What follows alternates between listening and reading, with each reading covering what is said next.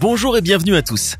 Il existe plusieurs choses que nous utilisons ou voyons dans nos vies quotidiennes, mais nous ne sommes pas tout à fait conscients du but réel derrière leur invention et leur existence.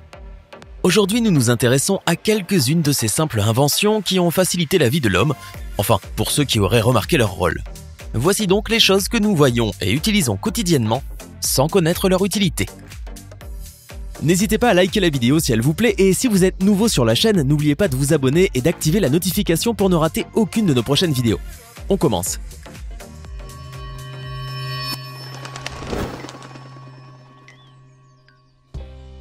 Au début du XVIe siècle, des rainures apparurent sur les bords des pièces.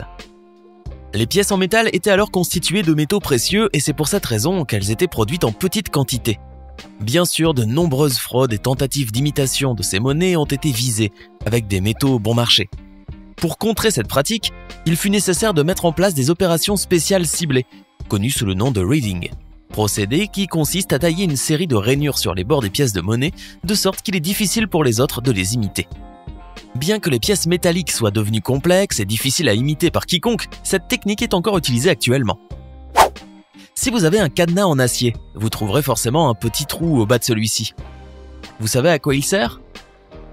Eh bien, il sert à dégager de l'eau si la pluie tombe, afin de prévenir la rouille ou l'humidité.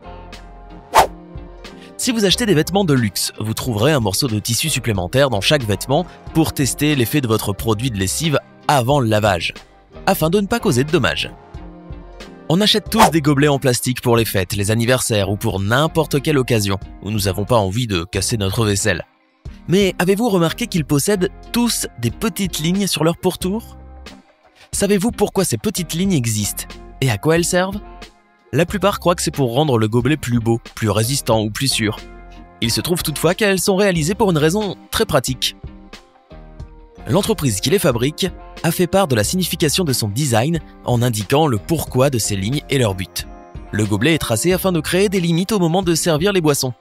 Par exemple, la ligne inférieure est destinée aux liqueurs comme la vodka, la tequila ou le whisky. La seconde ligne est pour n'importe quel type de vin, qu'il soit rouge ou blanc.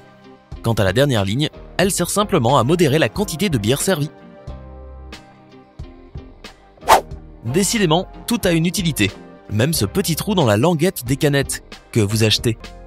Un trou qui a été mis au point au début des années 90 dans le but d'y coincer une paille. Vous avez déjà dû remarquer que les pailles ont une fâcheuse tendance à remonter du soda et à tenter de s'échapper. Vous savez maintenant qu'il vous suffit de glisser la paille dans le trou de la languette et le tour est joué.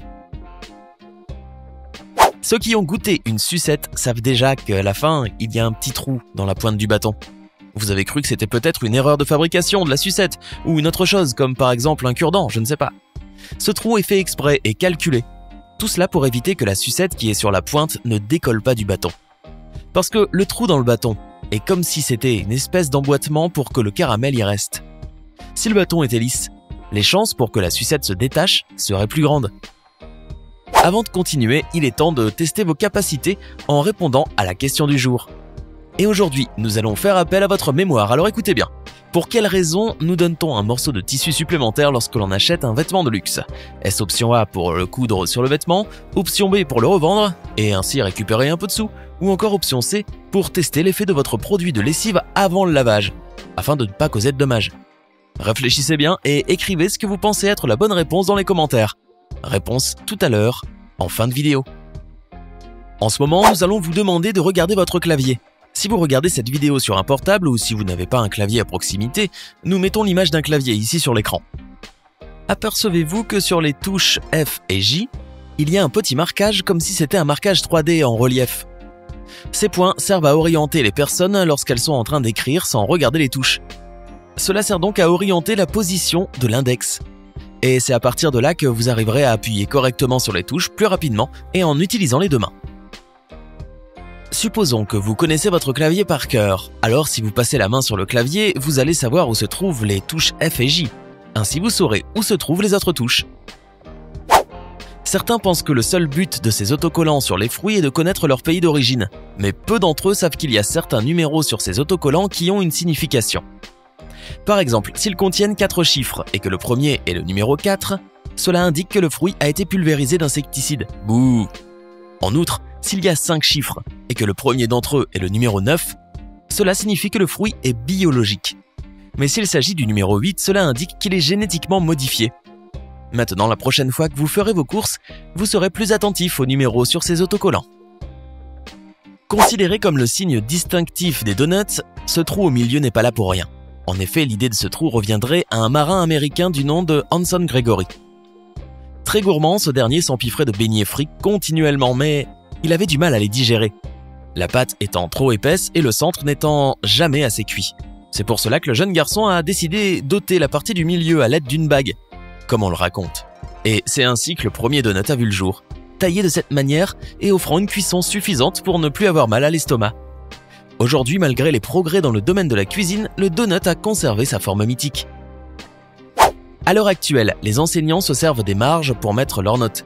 Mais au départ, ces marges n'étaient pas censées remplir cette fonction. Elles ont été conçues pour éviter qu'un rat ne ronge tout le cahier. Cela vous paraît bizarre, mais je vais tout vous expliquer. Les souris raffolant de dévorer le papier, une solution a été conçue afin de préserver les informations contenues dans ces cahiers, et c'est ainsi que les marges ont vu le jour. Les gens ont commencé à écrire en prenant en compte les marges pour laisser de la place sur les bords du papier en prévision des rongeurs. Allons désormais vers la cuisine pour parler des casseroles. La plupart des casseroles ont un trou dans la poignée. Vous êtes-vous déjà arrêté 2 secondes pour vous demander pourquoi ? Quelques mères utilisent cela pour accrocher la casserole. Celui qui a inventé la casserole n'a sûrement pas pensé à faire un trou pour que l'accrochage soit plus facile.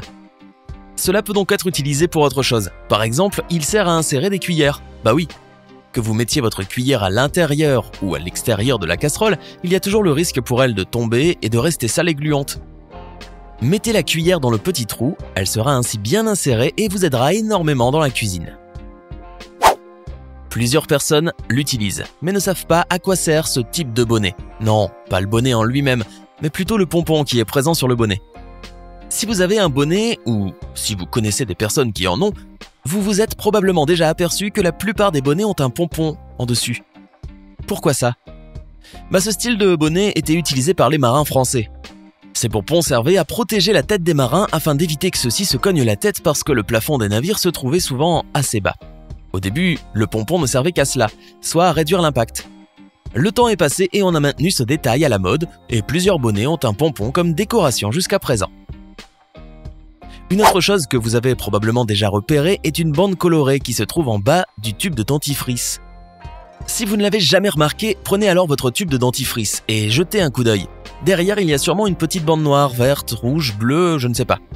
Je ne sais pas quelle est la couleur de votre tube de dentifrice, mais il y en a plusieurs. Sur internet, il y a des rumeurs qui disent que la couleur se trouvant sur l'emballage définit la qualité du produit. Mais cela n'a rien à voir. Le vrai motif de ces bandes est lié à la fabrication. Comme le marquage est fait juste sur la fermeture du tube de l'emballage, ce marquage est donc fait par une machine. Et cela signifie que le tube a bien été scellé. Quand la machine fait le marquage, cela signifie alors que le produit est bien fermé, scellé. Et c'est grâce à cette bande que la machine identifie si le produit est correct, qu'il n'y a pas de déversement du produit. Les 2 trous sur le côté des Converse ne passent pas inaperçus et ne sont certainement pas là pour des raisons esthétiques. En effet, ces trous ont été conçus pour assurer une meilleure respiration du pied, surtout qu'à la base, ces chaussures étaient destinées aux joueurs de basket. Cette petite pièce se retrouve sur de nombreuses vestes et manteaux. Quel est le but réel derrière l'existence de ces ceintures ? Elles sont d'abord apparues il y a des siècles dans les camps militaires où elles étaient utilisées à 2 fins différentes. Premièrement, la ceinture permettait d'ajuster un manteau à sa taille. Deuxièmement, lorsque la ceinture était défaite, elle servait de couverture pour chauffer.